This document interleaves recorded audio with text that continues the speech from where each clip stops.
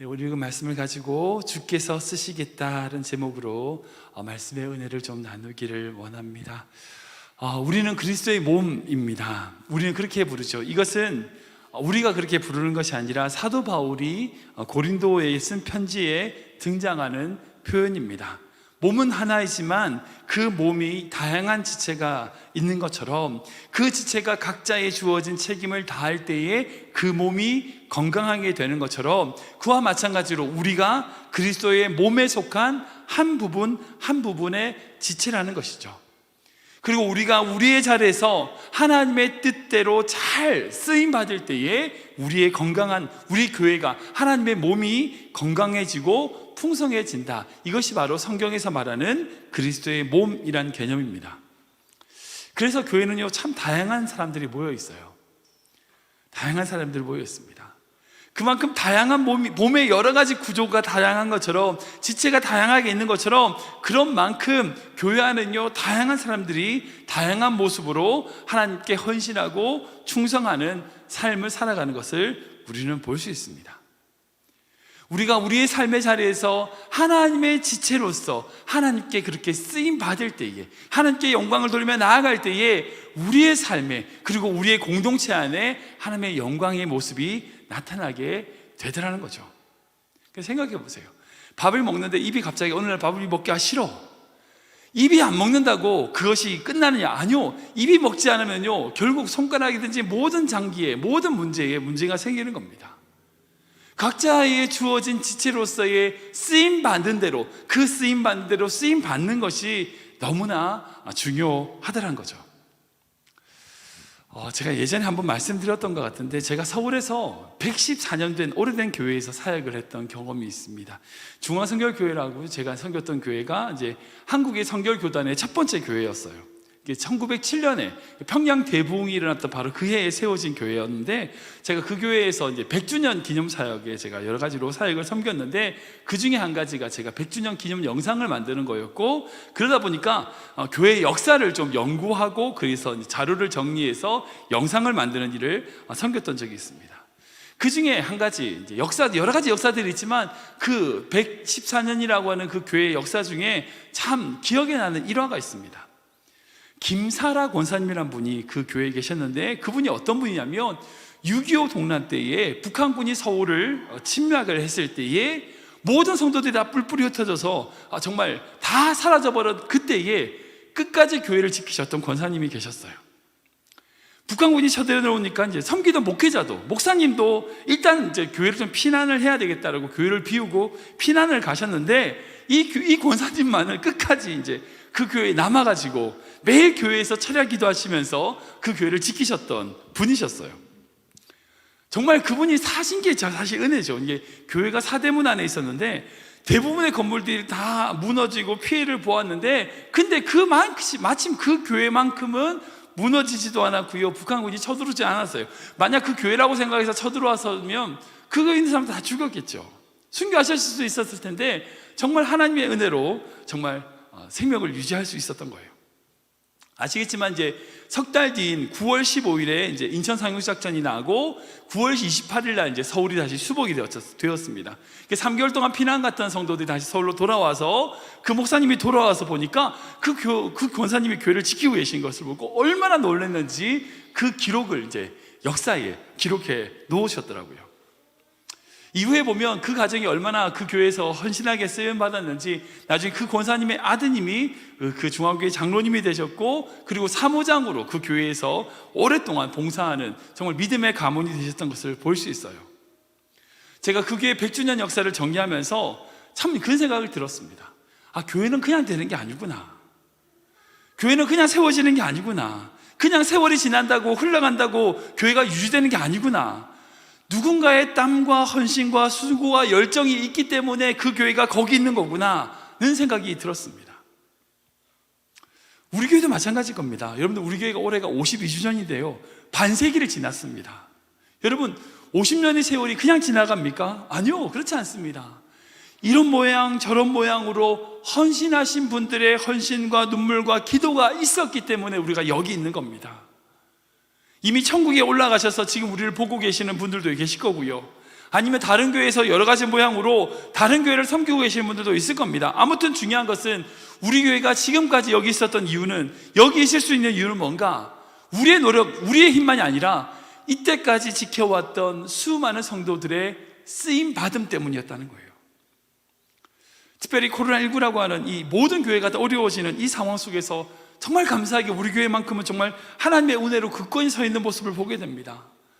정말 하나님의 은혜로 무언가가 변화되고 있는 모습을 볼 수 있어요. 이건요, 결코 우리의 힘이 아닙니다. 한 사람의 공로나 힘이 아닙니다. 지금까지 이 교회를 지켜온 수많은 성도들, 그 성도들의 기도와 그 성도들의 헌신 때문이라는 거죠. 그러기에 하나님은요, 언제나, 정말 언제나 사람을 통하여 일하시는 분입니다. 구약시대나 신약시대나, 아니 지금까지도 하나님은 늘 사람을 통해서 일하시고, 그렇게 쓰임받는 사람들이 하나님 앞에 자기의 인생을 드릴 때에 그 인생을 통하여 하나님의 역사를 이뤄나가시는 분이 우리 하나님이시더란 거죠. 지난주에 나눠드렸던 누가복음 19장, 갑자기 4장을 하다가 19장으로 점프해서 당황하셨을 수도 있을 텐데, 아무튼 종료주일이라서 제가 이렇게 점프를 했습니다. 아무튼 누가복음 19장을 보면요, 크게 세 가지 사건이 등장합니다. 첫 번째는 아직 우리가 읽은 것처럼 28절부터 40절까지는 예수님께서 이제 예루살렘에 입성하시는 종료주일의 사건이 등장을 하고요, 41절부터 44절까지는 예루살렘을 향하여 눈물 흘리시는 예수님의 모습을 볼 수 있습니다. 그리고 45절부터 48절까지는 성전에서 장사하는 사람들을 내쫓으시는 소위 성전 청결 사건이 등장한 것을 볼 수 있습니다. 오늘은 그 중에서 종료주일이기에 나귀를 타고 예루살렘에 올라가신 예수님의 모습을 살펴보면서 처음에 말씀드린 것처럼 그렇게 하나님 앞에 쓰임받는 자가 누릴 수 있는 축복, 그리고 쓰임받는 자가 조심하고 주의해야 될 것이 무엇인지를 한번 묵상하고 생각해 보기를 원합니다. 첫 번째로요, 우리는 쓰임받기 위해서 선택되었다는 겁니다. 우리 같이 읽어볼까요? 시작! 우리는 쓰임받기 위해 주님께 선택되었습니다. 한 번 더 읽겠습니다. 시작! 우리는 쓰임받기 위해 주님께 선택되었습니다. 우리 30절 말씀부터 읽겠습니다. 시작! 그때 너희는 아직 한 마을로 가라. 그리로 들어가면 아직 아무도 타보지 않는 나귀 새끼가 매여 있는 것을 보리니 풀어 끌고 오라. 만일 누가 너희에게 어찌하여 푸느냐 묻거든 말하기를 주가 쓰시겠다 하라 하시매. 아멘. 하나님께서 이 세상의 모든 것을 창조하시고 이후에 인간을 지으셨습니다. 하나님은 우리와 교제하고 그리고 자신의 영광과 찬송을 위하여 우리를 지으셨다라고 우리 성경을 통해서 말씀하고 있습니다. 이사야 말씀 보면 이 백성은 내가 나를 위하여 지었나니 나의 찬송을 부르게 하렵니다 라고 말씀하고 있어요. 하나님이 이 세상의 모든 것을 다 지으시고 마지막에 인간을 하나님의 영광과 하나님의 그 교제를 위하여 창조하신 것을 보면 마치 그런 것 같아요. 야, 너 주려고 만들었어 라고 하시는 것 같아요. 인간을 위하여 이 모든 것을 만들고 결국 그 인간과 하나님이 교제하고 그 인간의 찬송과 영광을 받기 위하여 이 세상을 창조하셨다라고 생각이 든다는 거죠. 사랑하는 성도 여러분, 하나님은요 이 세상의 모든 것을 다 수단으로 방법으로 여기십니다. 그러나 우리를 목적으로 삼으신다는 거예요.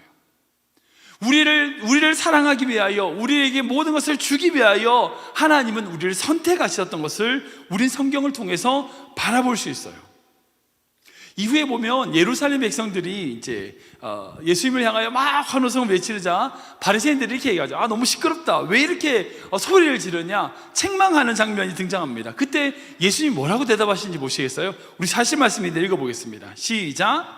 대답하여 이르시되 내가 너희에게 말하노니 만일 이 사람들이 침묵하면 돌들이 소리 지르리라 하시니라. 아멘. 그 바리새인들이 이 이스라엘 백성들이 환호성에 대하여 멈추라고 했을 때 예수님이 뭐라고 얘기하세요? 이들이 조용하면 돌들이라도 소리 지를 거다. 하나님은 찬송받기에 답당하신 분인데 인간이 찬양하지 않을 경우에는 이 세상의 만물들이 하나님을 찬양하게라도 할 수 있는 분이 바로 난데, 그러나 이 돌들이 찬양하는 것보다 이 인간들, 이 이스라엘 백성들이 찬양하는 것을 기뻐하신다, 좋다라고 얘기하신다는 거죠. 이 말씀은요, 결국요, 돌들을 선택하여 소리 지르게 할 수 있지만 그 돌들의 소리보다는 그 이스라엘 백성들의, 그 예루살렘 백성들의 소리를 하나님이 선택하셨다는 거죠. 사랑하는 여러분, 우리는요, 하나님의 영광과 찬송을 위하여 지음받은 존재입니다. 우리가 이 사실을 정확하게 인식하면요, 우리의 삶의 목적과 방향을 바로잡을 수 있어요. 이게 참 중요합니다. 그러기에 오늘 본문에 등장하는 어린 나귀를 잘 묵상해야 됩니다. 여러분 생각해 보세요. 이 맞은편 마을에 있는 어린 나귀가 뭔가를 잘해서 선택받은 게 아닙니다. 그 나귀는요, 사람을 잘 태우고 성품이 좋아서 그 나귀를 해야 되겠다. 예수님 그러셨나요? 아니요. 한 번도 타지 보지 못한 그런 나귀라고 얘기하고 있어요. 주님이 선택하시고 그 예루살렘으로 올라가는 선택받는 그 나귀는요, 뭔가를 했기 때문이 아니라는 거예요. 어떤 조건이 있기 때문이 아니라는 겁니다. 우리 또한 마찬가지입니다. 우리가 뭔가를 했기에, 어떤 자격이 있기에 주님의 자녀다, 주님이 선택하신 게 아니라 우리가 바로 하나님이 선택하신 이유가 바로 쓰임 받기 위하여는 겁니다. 어떤 자격이나 조건이 있어서가 아니라 우리를 쓰시기 위하여 선택하셨다는 겁니다. 우리가 이것을 참 중요하게 생각할 필요가 있습니다. 우리가 어떤 자격이나 조건이 있기 때문에 내가 쓰임받기에 합당하다라고 말하는 순간 우리는 교만에 빠질 수 있어요. 우리가 아무것도 아니기에 하나님께 쓰임받는 것만으로도 감사합니다라고 고백할 수 있는 것이 믿음의 고백이라는 거예요. 사회학자들이 인간의 가치에 대하여 두 가지로 구분을 합니다. 이제 모든 인간은 다 가치를 추구하죠. 가치를 다 원합니다. 가치 있는 삶을 원하고, 가치 있는 것을 가지려고 하고, 어쨌든 간에 모든 사람들은 다 가치 있는 것을 원합니다. 근데 그 가치의 형태가 두 가지 형태로 구분이 되는 거예요. 첫 번째는 뭐냐면 소유 가치로 중점을 두고 살아가는 인생이 있는가 하면, 어떤 사람은 존재 가치로 존재 가치에 중점을 둔다는 거예요. 첫 번째로 소유 가치에 중심을 두는 사람은 어떤 사람이냐면 내가 얼마짜리를 가지고 있냐에 목숨 거는 사람들입니다. 우리 주변에 흔히 볼 수 있죠.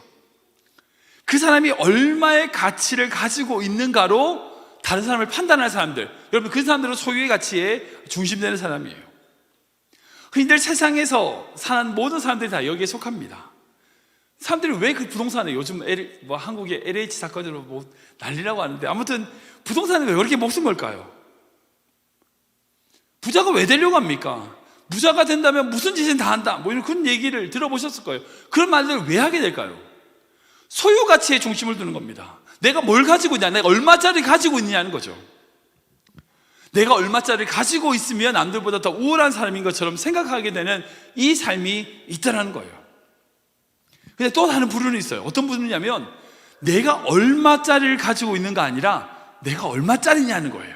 즉 내 존재가 어떤 존재냐에 중심을 두는 사람이 있다는 거예요. 내가 얼마짜리를 가지고 있는가가 아니라, 내가 얼마의 가치가 있는지를 살펴보는 인생이 있다는 거죠. 근데 여러분, 이 존재 가치가 어디서 나올까요? 존재 가치가 어디서 나올까요? 그 사람이 어느 정도의 가치가 있는지, 그 사람의 존재가 얼마나 필요한지를 언제 알 수 있을까요? 그 사람이 쓰임 받을 때 알 수 있어요.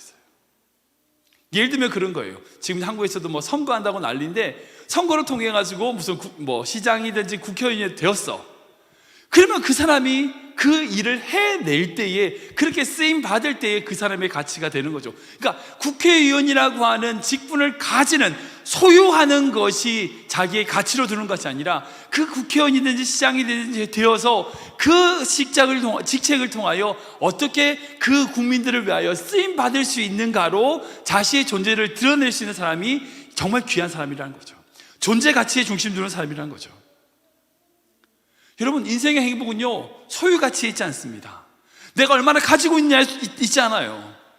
우리 존재 가치에 있습니다. 우리가 어떤 존재냐는 거예요. 우리의 목적은 무엇이냐는 거예요.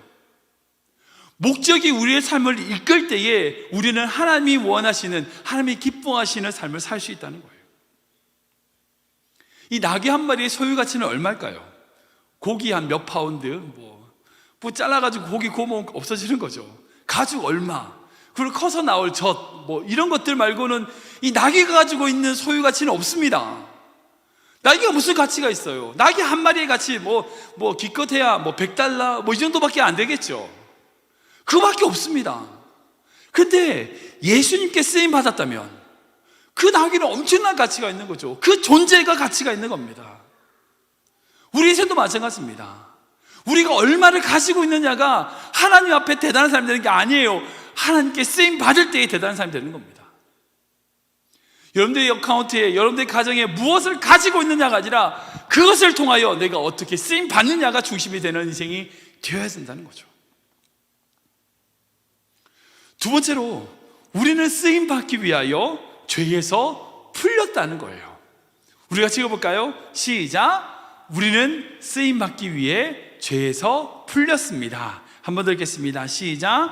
우리는 쓰임 받기 위해 죄에서 풀렸습니다. 우리 33절, 34절 말씀인데 같이 읽겠습니다. 시작. 나귀 새끼를 풀 때에 그 인자들이 이르되 어찌하여 나귀 새끼를 푸느냐 대답하되 주께서 쓰시겠다 하고. 아멘. 오늘 본문에 예수님께서 예루살렘으로 올라가셨습니다. 근데 왜 올라가셨죠? 결국 한 가지입니다. 죄에 묶여있는 인류를 구원하기 위하여, 그 죄에 묶여있는 모든 인류를 푸시기 위하여 그 십자가 사역을 위하여 올라가셨습니다. 여러분, 예수님이 이 땅에 오신 여러 가지 일들이 있지만 가장 위대한 사역은요, 바로 죄와 사망에 묶여있는 우리를 풀어주셨다는 겁니다. 오늘의 본문에 등장하는 어린 나귀도요, 어딘가에 묶여있어요. 매여 있습니다. 어디에 매여 있는지는 알 수 없지만 중요한 것은 그가 매여 있을 때에 주께서 쓰신다 할 때 그것을 풀었다는 겁니다. 그 묶였던 것이 풀렸다는 거예요. 여러분, 우리 모든 인간들은요, 죄와 사망에 묶여 있습니다. 이건 모든 인간의 공통점입니다. 그러나 예수 그리스도께 쓰임 받을 때에, 예수 그리스도 앞에 나아갈 때에 우리가 묶여있던 모든 것들이 풀려집니다. 혹시 여러분 인생 가운데 관계가 묶여 있습니까? 재정이 묶여 있나요? 건강이 묶인 분들이 계십니까? 주 옆에 나아가면요, 그 묶였던 것이 풀립니다. 왜냐하면 우리 주님은 쓰시기 위하여 우리에게 묶여 있는 것을 푸시는 분이라는 거예요. 근데 사실 우리에게 묶여있는, 인위적으로 다른 외부의 요인으로 묶여있는 경우도 있지만 또 그 반대도 있어요. 그게 뭐냐면 스스로 묶고 있는 게 있다는 거예요. 인도에 이제 코끼리를 묶는 방법이 있습니다. 여러분들 뭐 들어보셔서 아실지 모르겠지만, 코끼리가, 그 덩치 큰 코끼리가 말뚝 하나 박아놓고 그 말뚝에다 메어두면 어디 도망 안 가고 가만히 거기 있어요. 움직이면 툭 빠질 텐데, 엄청 몇 톤이나 되는 코끼리니까 그 말뚝 박아봤자 얼마나 되겠어요. 툭 빼면 빠질 텐데 안 가고 그 앞에 가만히 있어요. 근데 왜 그렇게 되냐면, 이 코끼리가 어릴 때에, 정말 어릴 때에 이 말뚝에다 묶어놔요. 그러니까 어린이 조그만 코끼리니까 이 말뚝을 뽑을 수 없잖아요. 자기 힘으로 당겨보려고 하고 막 해봐도 안 뽑히니까, 이 말뚝은 안 뽑히나 보다 라고 생각한다는 거예요. 그래서 이후에 자라가지고 수십 톤이나 되는 정말 엄청나게 큰 코끼리가 돼서 힘이 엄청나게 많음에도 불구하고 툭 움직이면 빠짐에도 불구하고 움직일 생각을 안 하는 거예요. 그 주인이 와서 거기다 묶기만 하면, 고기만 딱 걸기만 하면 나는 못 움직여 라고 가만히 있는 거예요. 우리가 매여 있는 것 중에 이렇게 매여 있는 것들이 있어요. 우리가 가지고 있는 어떤 경험들이라든지 우리가 가지고 있는 상처들로 인하여 우리 스스로 묶고 있는 거죠. 예를 들면 그런 겁니다. 물질에 좀 매여 계시는 분들을 보면 대부분, 다는 아니지만 대부분 어릴 때에 경제적으로 참 많이 어려웠던 경험을 하셨던 분들이 물질에 막 매여 있어요. 다른 사람에게 막 나눠주지 못하고 막 그거에 막 매여 있는 거죠. 관계에 매여 있는 사람도 그래요. 어릴 때 어떤 상처를 받았던 사람들이 어떤 관계에 막 집착하고 막 그것에 매여가지고 어쩔 줄 모르는 그런 사람들을 볼 수 있어요. 우리 주변에 그렇게 자기가 스스로 올무에 빠져서 매여 있는, 자유하지 못하는 그런 영혼들이 우리 주변에 얼마나 많은지 모르겠습니다. 우리 또한 그렇지 않은가요? 그러나 우리 주님은 매여 있는 것을 푸시는 분입니다. 주 앞에 나아갈 때에, 주님께 쓰임 받을 때에 우리에게 묶여져 있던 것들이 풀린다는 거예요. 그래서 히브리서는 우리에게 이렇게 권면합니다. 같이 읽어보겠습니다. 시작. 같이 둘러싸 비롯한 허다한 증인들이 있으니 모든 무거운 것과 얽매이기 쉬운 죄를 벗어버리고 인내로써 우리 앞에 당한 경주를 하며 믿음의 주요 또 온전하게 하시는 이인 예수를 바라보자. 아멘. 히브리서 저자가 우리에게 권고하는 것은요, 분명히 얽매이기 쉬운 죄가 있어요. 무거운 것이 있다고요. 그러나 우리가 주님을 바라볼 때에, 우리가 주 앞에 나아갈 때에, 주님께 쓰임 받을 때에 우리가 얽매이기 쉬웠던 모든 것들이 풀어지고 하나님께 영광을 나타낼 수 있는 인생이 될 수 있을지라 믿으시기 바랍니다. 그리고 세 번째로, 우리는 쓰임 받음으로 기쁨을 누려야 된다는 겁니다. 우리가 같이 읽어볼까요? 시작. 우리는 쓰임 받음으로 기쁨을 누려야 합니다. 한 번 더 읽겠습니다. 시작. 우리는 쓰임 받음으로 기쁨을 누려야 합니다. 우리 35절과 36절 말씀인데요, 같이 읽겠습니다. 시작. 그것을 예수께로 끌고 와서 자기들의 겉옷을 나귀 새끼 위에 걸쳐놓고 예수를 태우니 가실 때 그들이 자기의 겉옷을 길에 펴더라. 아멘. 여러분들 이 장면을 한번 상상해 보십시오. 예수님께서 나귀 새끼를 타고 정말 이 세상의 창조주이시고 정말 위대하신 분인데, 그 하나님이 볼품없는 그 조그만 나귀 새끼를 타고 예루살렘을 올라가시는 장면을 한번 생각해 보세요. 근데 그 중에서 제일 좀 상상하자면 제일 웃기는 상상이 뭐냐면, 이 어린 나귀가 그 수많은 사람들이 자기를 환호한 줄 알고 기뻐하는 모습을 한번 상상해 보십시오. 막 가고 있는데, 처음 예루살렘에 이 나귀도 뭐 밖에 나가보지 않았으니까 처음 나가보는데 어떤 무거운 사람을 태우고 가고 있어요. 가고 있는데 사람들이 막 자기에게 막 환호성을 짓는 거예요. 나귀가 자기에게 막 하는 줄 알고 막 기뻐가지고 막 이렇게 걷고 막 이러면서 생각해 보세요. 얼마나 꼴불견입니까? 쓰임 받은 사람이 누려야 될 기쁨이 있어요. 쓰임 받은 사람이 느껴야 될 기쁨인데, 그 쓰임 받는 사람이 자기가 주인공인 것처럼 착각할 때, 여러분 그게 제일 볼품 없어요. 구약에 보면 아브라함의 후계자로 칭함을 받았던 유명한 다메섹 엘리에셀이라고 하는 종이 등장을 합니다. 제가 성경에서 가장 행복한 사람이다 라고 생각이 되는 사람이 바로 이 다메섹 엘리에셀입니다. 창세기 24장에 보면 아브라함이 자기의 사랑하는 아들 이삭의 부인 리브가를 부인을 구하는, 옛날에는 그랬잖아요. 가족끼리 이제 아버지가 가서 이제 신부를 데려와서 결혼을 시키는 그런 제도였는데, 그렇게 신부를 데려와야 되는데 이 아버지가 나이가 너무 많은 거예요. 100세가 넘었으니까 갈 수가 없어요. 고향 땅으로 돌아갈 수가 없는 겁니다. 먼 길을 가서 신부를 데리고 와야 되는데 그 길을 갈 수가 없는 거예요. 그런데 생각해요. 내가 가는 것처럼 내 마음과 똑같이 내 사랑하는 아들의 신부를 구해올 사람이 누굴까? 이 다메섹 엘리에셀이라고 생각하는 거예요. 그래서 밤에 부릅니다. 그리고 이것을 부탁해요. 내 사랑하는 아들의 그 아내를 너가 가서 좀 대신 구해와 줘라 라고 부탁을 하고, 그 환도뼈 밑에 손을 넣고 서로 약속을 한 다음에 이 다메섹 엘리에셀이 길을 떠나게 됩니다. 한번 상상해, 저는 그런 생각이 들어요. 이 다메섹 엘리에셀이 아브라함에게 그 부탁을 받고 밖에 나왔을 때 얼마나 기뻤을까? 얼마나 기뻤을까요? 정말 자신의 주인인 그 아브라함이 정말 자기가 가고 싶을 만큼 중요한 일인데 그 일을 나에게 맡기셨다라고 하는 그 기쁨이 이 다메섹 엘리에셀에게 있었을 겁니다. 여러분, 다메섹 엘리에셀은요, 결국 이삭이라고 하는 그 아들, 아브라함의 아들이 등장하고 난 다음에, 그리고 리브가와 결혼한 이후에는요, 이 역사 속에서, 성경 속에서 완전히 사라집니다. 완전히 사라져요. 분명 처음에는 아브라함의 후계자인 것처럼 중요한 인물이 되었지만, 결국 아브라함이 이삭을 낳고 그 이삭이 리브가와 결혼함으로써 한 가정을 이루고 난 다음에는 이 다메섹 엘리에셀은요, 언제 있었는지 싹 사라져 버립니다. 이삭을 그리스도의 모형이라고 이해한다면 우리가 바로 다메섹 엘리에셀입니다. 예수님께 그 신부를 데려가는 다메섹 엘리에셀입니다. 그런데 어떤 다메섹 엘리에셀은요, 자신이 상속자가 되려고 이삭을 죽이고 자기가 높아지는 엘리에셀이 있어요. 이삭 대신에 그 자리를 올라가려는 엘리에셀이 있습니다. 사라지지 않고 계속적으로 영향력을 행사하려는 엘리에셀이 있습니다. 이삭을 자기 마음대로 움직이려는 엘리에셀이 있다고요. 지금 한국교회와 이민교회가 다 그 모양이에요. 모두가 다 종이라고 그러는데 종이라고 그래. 주님의 종이라고 말하는데 교회 안에서 교회 지도자들이 다 종이라고 말하지만 주인 형태를 하고 있다는 거예요. 자기가 주인이라고 생각하는 거예요. 자기 마음대로 할 수 있다고 생각하는 거예요. 방금 말씀드린 것처럼 나귀가 마치 그 예루살렘에 올라가는 그 환호성이 자기에게 하는 것처럼 자기가 받는 것처럼 얘기하는, 그렇게 주인공인 줄 착각하는 그런 꼴불견의 모습과 동일하다는 생각이 듭니다.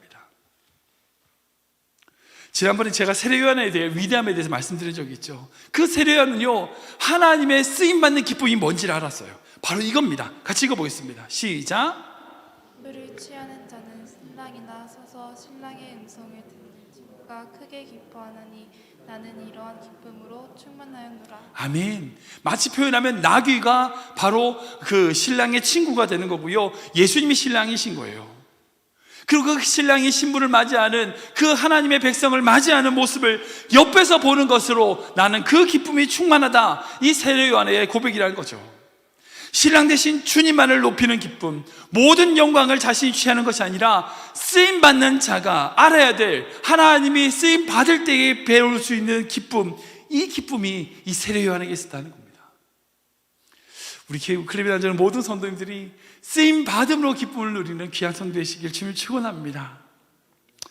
말씀을 정리하면 그렇습니다. 처음에 말씀드렸던 것, 6.25 때 교회를 지켰던 권사님, 서울이 수복되고 나서 목사님이 딱 왔더니 교회에서 그 본당에서 권사님이 기도하고 계시던 거예요. 그 목사님이 깜짝 놀라가지고, 아니 권사님 피난 안 가셨냐고, 왜 여기 계시냐고, 지금까지 지키셨냐고, 아니 무슨 일 당할 줄 알고 그러셨냐고. 그때 그 권사님께서 목사님에게 뭐라고 얘기하셨냐면요, 저는 교회에 있는 게 제일 기뻐요 라고 얘기하셨다고 합니다. 만약 죽어도 천국 가는데 뭐가 두려워요, 저는 교회에 있는 게 제일 행복해요 라고 말씀하셨대요. 그리고 그 이야기를 듣고 목사님께서 그 권사님 붙잡고 펑펑 우셨다는 이야기가 제 역사에서 있었습니다. 사랑하는 성도 여러분 언제 제일 행복하세요? 언제 제일 기쁘세요?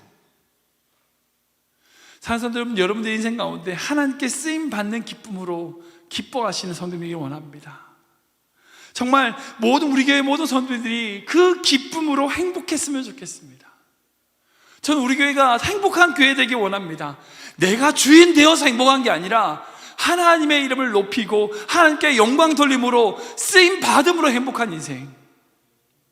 우리의 가정이 많이 가져서 행복한 게 아니라 하나님께 쓰임 받아서 행복한 가정. 우리 교회가 얼마나 교회 건물이 좋고 외형적으로, 그게 아니라 이 교회가 하나님께 쓰임 받음으로 행복한 공동체. 여러분, 이것이 우리의 기도 제목이 될 줄 믿습니다.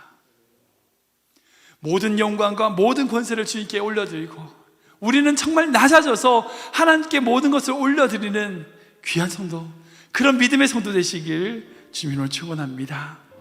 우리를 위해 십자가에서 모든 사랑을 부어주신 주님의 사랑에 감사하며 감격합니다. 주님의 그 놀라운 사랑으로 더욱 주님과 동행하며 나아가는 성도들의 삶이 될 수 있도록 주님 붙잡아 주시옵소서. 정말 어린 아기처럼 보잘것없는 인생이지만 주님께서 저희들을 사용하여 주셔서 감사합니다. 우리 안에 주님께 쓰임받는 기쁨을 누리게 하시고, 우리가 무엇을 가지기에 기쁜 것보다 주님께 쓰임받기에 기쁜 인생 되게 하여 주시옵소서. 또한 모든 능력과 권세가 주님께 있음을 고백하며 우리가 주인공이 아니라 자각하고 주님께만 영광 돌리며 십자가만 바라보는 성도들 되게 하여 주시옵소서. 쓰임받음으로 행복하고 그 행복으로 행복한 신앙생활을 해나가는 우리 교회 되게 하여 주시옵소서. 예수 그리스도 이름으로 기도하옵나이다. 아멘.